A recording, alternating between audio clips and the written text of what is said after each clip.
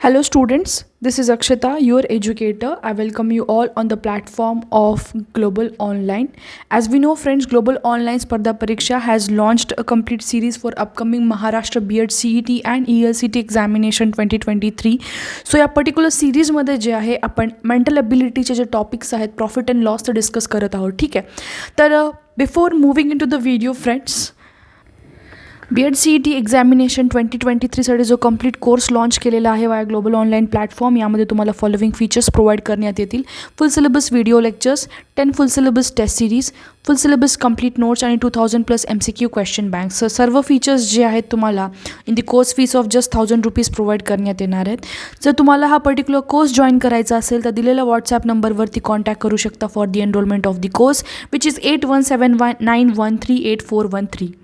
किंवा global online application जे आहे प्लेस्टोरवरनं तुम्ही इन्स्टॉल करू शकता आणि तिथून तुम्ही कोर्सला एनरोल करू शकता, जे मी तुम्हाला नेक्स्ट स्लाईडमध्ये डिटेलमध्ये सांगेल.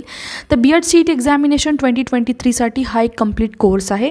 सोबतच जर तुम्ही ELCTचं प्रिपरेशन करत असाल, ELCT English language content test, जसं की मी तुम्हाला प्रत्येक व्हिडिओमध्ये सांगत असते, ELCT examination is for those students ज्यांना इंग्लिश मीडियम कॉलेजेस ऑप्ट करायचे आहेत. ठीक आहे, ज्यांना इंग्लिश मीडियम कॉलेजेस ऑप्ट करायचे आहेत त्यांना ही स्पेसिफिक एक्झामला क्रॉस करावे लागेल, which is of 50 marks.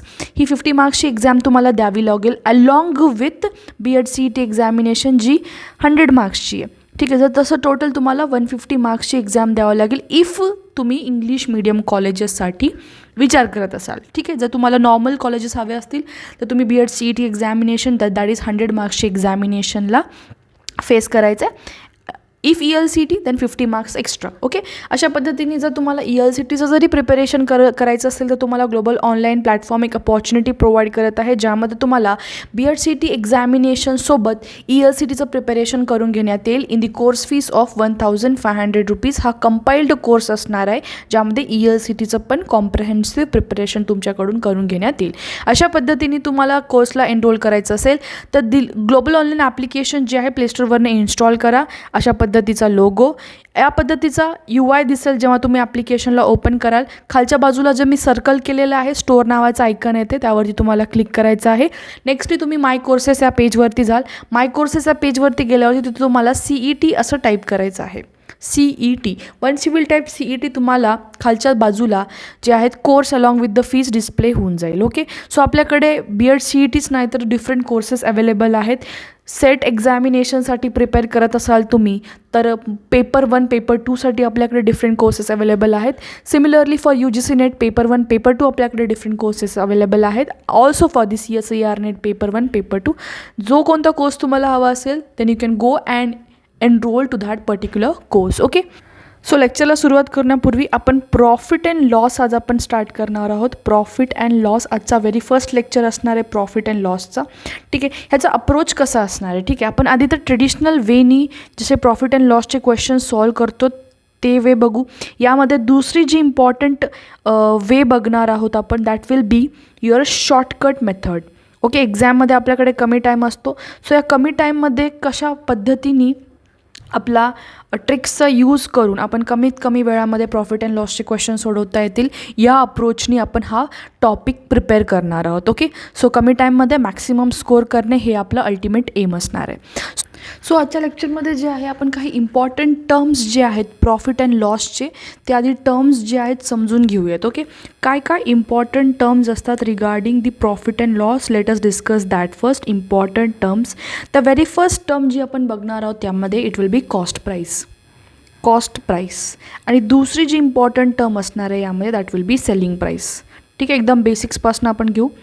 Cost price also represented as CP, ह्याला आपण काय बोलतो CP, आणि सेलिंग प्राईसला काय बोलणार आहोत शॉर्टमध्ये SP. ठीक आहे, तर तुम्हाला येणारा प्रत्येक क्वेश्चनमध्ये जेव्हा मी CP SP सांगत असेल तुम्हाला ते कॉस्ट प्राईस आहे आणि सेलिंग प्राईस आहे रेस्पेक्टिवली हे समजायला पाहिजे. Okay, so cost price, very first thing cost price, ह्याला आधी एक्सप्लेन करून घेऊ. समजा एक टी-शर्ट आहे मार्केटमध्ये आणि ते तुम्हाला टी-शर्ट बाय करायचं आहे. This is the t-shirt and this you have to buy it, आणि ह्याची जी प्राईस दिलेली आहे त्यावरती दॅट इज ₹150.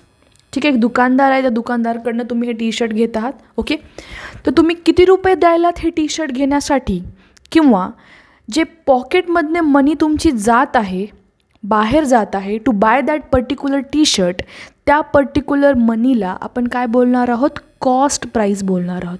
अर्थामध्ये जे कॉस्ट तुम्ही पे करत आहात एखादी वस्तू विकत घेण्यासाठी, त्या पर्टिक्युलर कॉस्टला आपण कॉस्ट प्राईस असं बोलतो. ठीक आहे, this is called the cost price. Cost price is what? Cost price it means the value which you are paying to buy one particular T shirt. एक पर्टिक्युलर टी शर्ट बाय करण्यासाठी जे money तुम्ही देत आहात, the money that you are or the price at which you are buying or purchasing one particular article, that is called as cost price. So simply here you can write price at which you are buying an article. Buying one article, any article. ठीक है, okay. दुसरी important गोष्ट काय? Selling price. Okay, दुसरी important. आता हाच same T shirt जो तुम्ही 150ला विकत घेतलात, तोच तुम्ही टी शर्ट आता बाहेर विकायला काढलात. ओके, आणि तुम्ही विकत आहात समजा 160 रुपयाला, 160 रुपीजला. ठीक आहे, घेतली तुम्ही कितीला? 150ला. विकतोय आता तुम्ही तो टी शर्ट, विकत आहात, तर त्याला काय बोलणार आहोत आपण? Selling price. Okay, it means 160 rupees जे आहे तुमची, ते काय असणार आहे? Selling price. आणि तुमची कॉस्ट प्राईस काय असणार आहे? 150 rupees. So selling price is a price at which you are selling an article. Price at which you are selling an article, you are selling one article is nothing but काय? Selling price. Okay, ठीक आहे. तर यासोबतच आपण cost प्राईजला मराठीत काय बोलतात? खरेदी किंमत. खरेदी किंमत. दिस इज व्हॉट? खरेदी किंमत. And selling price is what? विक्री किंमत. इट इज कॉल्ड ॲज विक्री किंमत. Okay, so here we have come across two important terms. One was cost price and the another one is the selling price. Cost price मतलब क्या? Price at which you are buying one article. Selling price मतलब क्या? A price at which you are selling one particular article. That is called as selling price. खरेदी किंमत, विक्री किंमत मराठीमध्ये पण मी एक्सप्लेन करून झालं. आता यासोबतच दोन जे दुसरे इम्पॉर्टंट टर्म आहेत, that would be profit, gain, ज्याला आपण मराठीमध्ये नफा बोलतो. ओके, अँड दुसरा is loss. Okay, that is also called as तोटा in Marathi. Okay, so when is profit scenario and when is the loss scenario? Let us see that. Okay, same T shirt example घेऊ आपण. Same T shirt example. Okay, t-shirt जी आहे आता आपण 150ला विकत घेतली होती. ठीक आहे, तर तुमची खरेदी किंमत काय झाली? What will be your cost price? Cost price will be 150 rupees because you have buyed that T shirt. 150 रुपयाला तुम्ही टी शर्ट बाय केला. ठीक आहे, आता तुम्ही हा सेम टी शर्ट जो आहे 170 रुपयाला विकताय. You have buy one T shirt, the cost price was 150 rupees. Now ते सेम टी शर्ट तुम्ही सोल्ड करताय किती? 170 रुपीजला. You are selling the same T shirt at 170 rupees. So selling price will be 170 rupees. विक्री किंमत किती झाली? 170 रुपये. जेव्हा तुमची सेलिंग प्राईस कॉस्ट प्राईसपेक्षा मोठी आहे, जेव्हा तुमची विक्री किंमत खरेदी किंमतपेक्षा जास्त असेल, देन तुम्ही कशात आहात? प्रॉफिटमध्ये आहात. Whenever your selling price is greater than that of the cost price, then it means you are gaining profit. Okay, तोटा ह्याच्या कम्प्लीट अपोजिट. अर्थात हा सेम टी शर्ट तुम्ही 150ला विकत घेतलात, 150ला टी शर्ट विकत घेतलात, इथे तुमची कॉस्ट प्राईस किती झाली? 150 रुपीज. ओके, आता हा सेम टी शर्ट जो आहे तुम्ही 170ला विकला नाहीत, आता यावेळेस 130 रुपयाला विकलात. म्हणजे सेलिंग प्राईस किती झाली? 130 रुपये. इट मीन्स तुम्ही 20 रुपयाच्या लॉसनी हा टी शर्ट विकला आहे. इट मीन्स यामध्ये कॉस्ट प्राईस जी आहे ती सेलिंग प्राईसपेक्षा काय आहे? ग्रेटर आहे. इट मीन्स इथे काय होणार आहे? तुमचं लॉस होणार आहे. परत एकदा समराईज करते जे जे आपण इम्पॉर्टंट टर्म शिकलो. Okay, the very first important term was cost price and दुसरा होता selling price. Cost price it means what? CP ज्याला आपण बोलतो, खरेदी किंमत. द व्हॅल्यू जे तुम्ही पे करत आहात, किंवा तुम्ही असं लक्षात ठेवू शकता की फॉर एक्झाम्पल एक पॉकेट आहे, तुमचं स्वतःचं पॉकेट वॉलेटमधून जेव्हा तुमचे पैसे बाहेर जात असतील एखादी वस्तू खरेदी करण्यासाठी, ती झाली कॉस्ट प्राईस. ओके, वस्तू तुम्ही विकत आहात, तर ते विकल्यानंतर जे तुमच्या पॉकेटमध्ये पैसे ॲड होतात, वॉलेटमध्ये पैसे ॲड होतात, that is your selling price. Okay, अशा पद्धतीने तुम्ही लक्षात ठेवू शकता. This is the cost price and selling price. Nextly what we have seen profit gain, नफा ज्याला बोलतो आपण. कॉस्ट प्राईस जर सेलिंग प्राईसपेक्षा कमी असेल, इट मीन्स सेलिंग प्राईस जास्त आहे कोणापेक्षा, कॉस्ट प्राईसपेक्षा, that time profit. Cost price is less than that of the selling price, this will be loss. अशा पद्धतीने तुम्ही लक्षात ठेवू शकता. Now what are the important formulas that you have to keep in mind regarding profit and loss. Important formulas.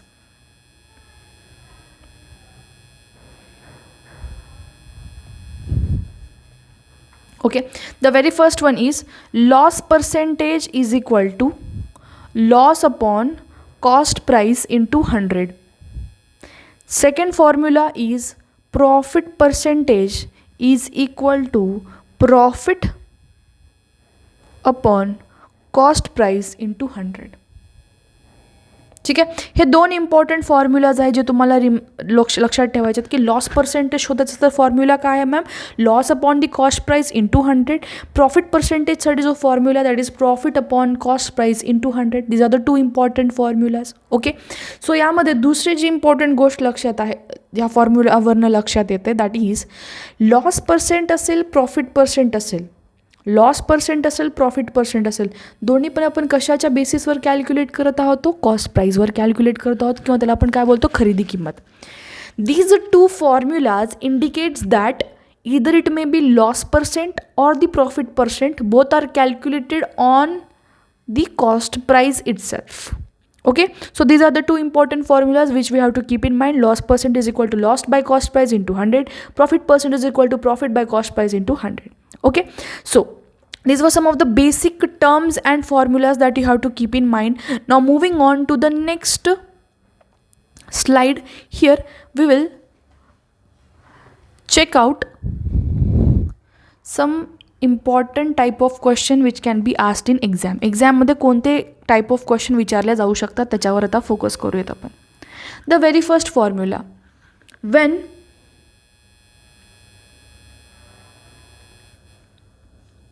किंवा shopkeeper type 1 असं करायला. Okay, शॉपकीपरवरचे questions येतात की शॉपकीपर जे आहे, एखादा दुकानदार जो आहे, if he is earning profit और if he is gaining loss, incurring the loss. Okay, so in that particular condition, to find the cost price and to find the selling price when one shopkeeper is gaining profit, and finding cost price and selling price when one shopkeeper is facing loss. These are the two conditions where you have to find the formulas. Okay, so on the basis of this particular two condition मी तुम्हाला दोन formulas देते.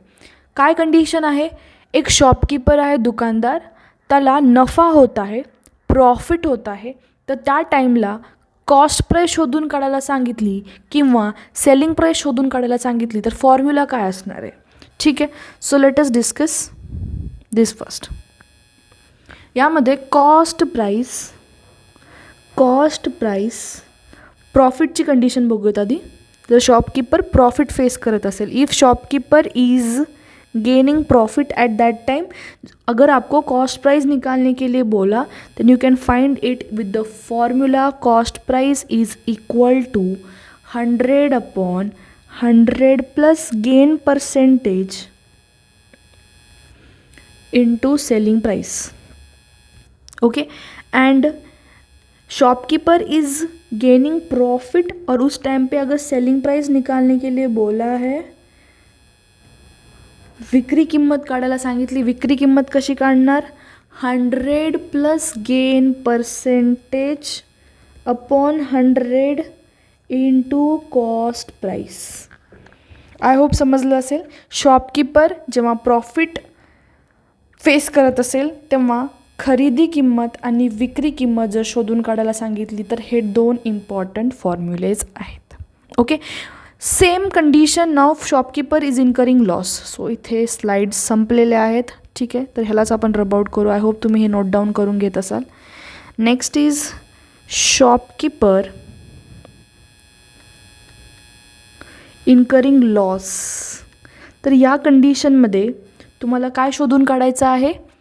Cost price आणि selling price जर शोधून काढायला सांगितली, formula will be 100/100 minus loss percentage into selling price.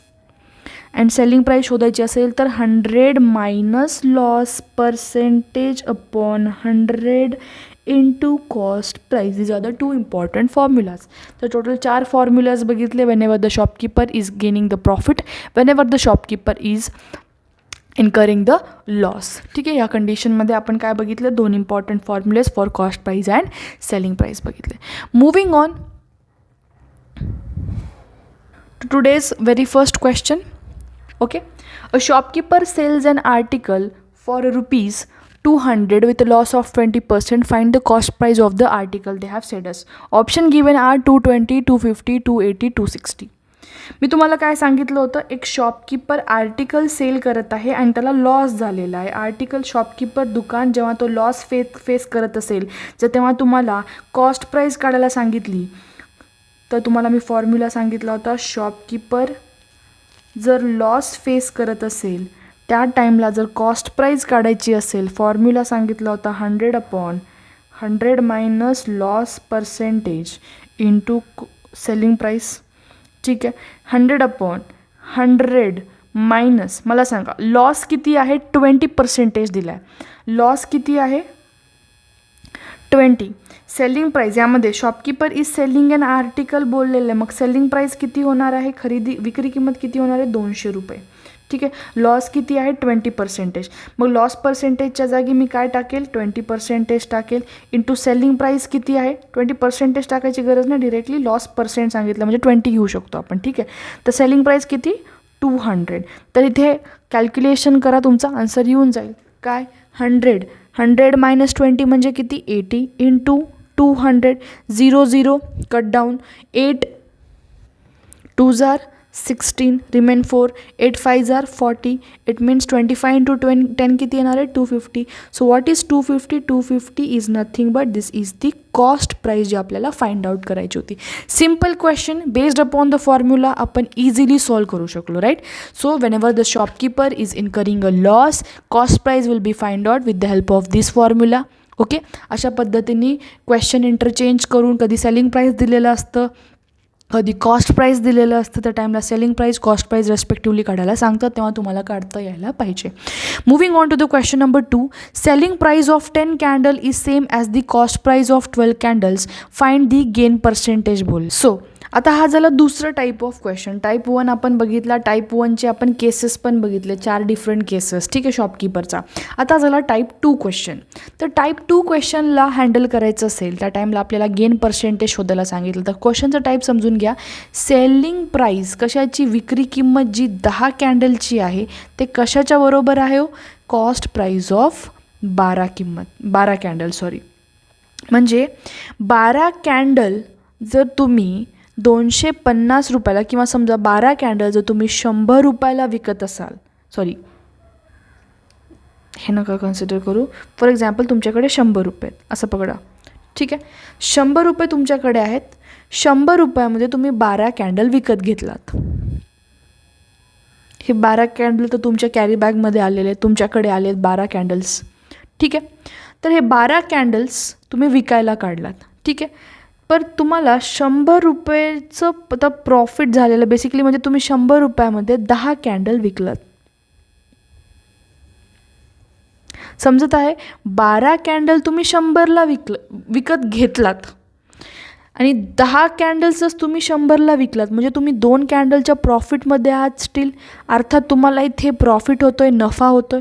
ठीक आहे, तर त्यांनी ते गेन पर्सेंटेज शोधायला सांगितलं आहे. तर अशा कंडिशनमध्ये प्रॉफिट पर्सेंटेज जर शोधायला सांगितला त्यांनी आपल्याला, तर फॉर्म्युला यूज करायचा आहे तुम्हाला, प्रॉफिट पर्सेंटेज. प्लीज हा फॉर्म्युला नोट डाऊन करून घ्या. जेव्हा केव्हा अशा टाईपचा क्वेश्चन येतो की तुम्हाला नंबर ऑफ आर्टिकल्स जे तुम्ही विकत घेतलात तेच तुम्ही आर्टिकल विकायला काढलात, तर त्यावरती तुम्हाला काहीतरी प्रॉफिट होतो आहे, गेन होतो आहे. ठीक आहे, तर गेन पर्सेंटेज कसं शोधायचं लक्षात घ्या. Number of X articles minus number of Y articles. Formula explain करते, फक्त आधी लिहून घ्या. Divide by number of y articles into 100. हा झाला फॉर्म्युला. ठीक आहे, हा झाला फॉर्म्युला. आता number of X articles, number of Y articles काय आहेत समजून घेऊयात आपण. मला सांगा, पहिला आपण काय कन्सिडर करू. इथे सेलिंग प्राईस कशाची देऊन ठेवलेली आहे, 10 आर्टिकलची. तर आपण काय करू, 10 कॅन्डल्सला आपण एक्स आर्टिकल पकडू. म्हणजे नंबर ऑफ एक्स आर्टिकल्स किती झाले, नंबर ऑफ एक्स आर्टिकल्स किती झाले, 10. नंबर ऑफ वाय आर्टिकल्स किती झाले, 12. ठीक आहे, तर हे व्हॅल्यू या पर्टिक्युलर फॉर्म्युलामध्ये इन्सर्ट करू. नंबर ऑफ एक्स आर्टिकल्स किती आहेत, 10. नंबर ऑफ वाय आर्टिकल्स किती आहेत, 12. Upon number of Y articles परत किती आहेत.